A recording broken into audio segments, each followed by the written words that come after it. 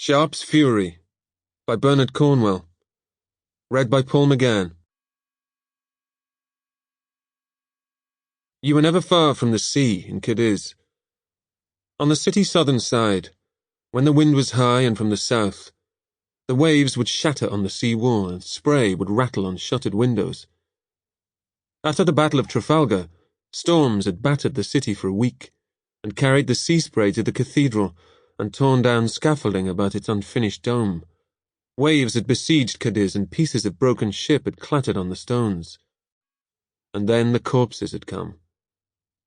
But that had been almost 6 years ago, and now Spain fought on the same side as Britain, though Cadiz was all that was left of Spain.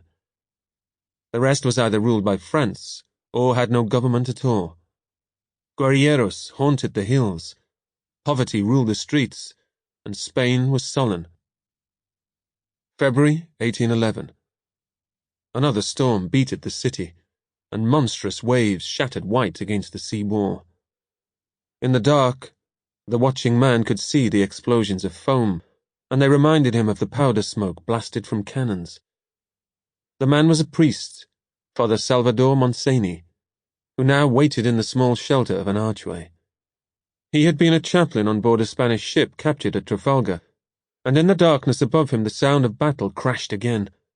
The sound was the boom and snap of the great canvas sheets that protected the cathedral's half-built dome, but the wind made the huge tarpaulins sound like cannons. The canvas, he knew, had once been the sails of Spain's battle fleet. But after Trafalgar the sails had been stripped from the few ships that had limped home. Father Montseny had been a prisoner in England then. As chaplain to an admiral, he had accompanied his master to a country house in Hampshire, where he had learned hate and patience. He was patient now. His hat and cloak were soaked through and he was cold, but he did not stir. He saw another wave break at the street's end, and then a man came running from the Calle Campagna.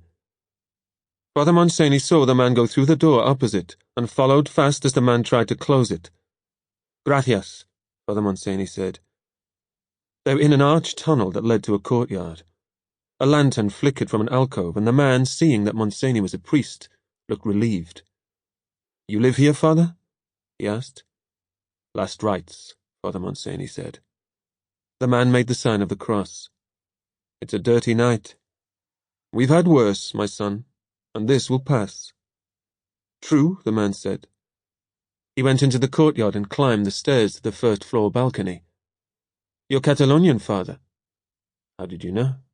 "Your accent, Father." The man unlocked his front door, then pitched forward as Father Montseny pushed hard. Sprawled on the floor, the man tried to draw a knife, but the priest kicked him under the chin. Then Father Montseny knelt on the man's chest and put his own knife at his victim's throat.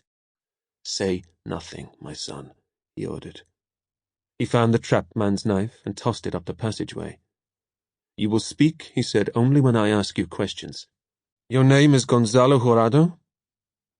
"Yes." Jurado's voice was scarce above a breath. "Do you have the whore's letters?" "No," Jurado said, then squealed, because the knife cut through to his jawbone. "Do you have the letters?" "Yes." "Show them to me." Father Montseny let Jurado rise. He stayed close as Jurado went into a room that overlooked the street. Steel struck flint, and a candle was lit. Jurado could see his assailant more clearly now and thought Montseny must be a soldier in disguise, because his face did not have the look of a priest. It was a dark, lantern-jawed face without pity. "The letters are for sale," Jurado said, then gasped because Father Montseny hit him in the belly. "I said you will speak only when I question you," the priest said. "Show me the letters." The room was small but very comfortable. 2 couches faced a fireplace above which a gilt-framed mirror hung. There were rugs on the floor, 3 paintings hung on one wall, all showing naked women. A bureau stood under the window. The frightened man unlocked one of its drawers and took out a bundle of letters. Father Montseny spread the letters on the bureau. "Is this all of them?" "All," Jurado said, but he saw the knife blade reflect candlelight and feared to speak. "Go on," Father Montseny said, picking out a letter at random. How do you know about the letters? I told no one except... Sample complete. Ready to continue?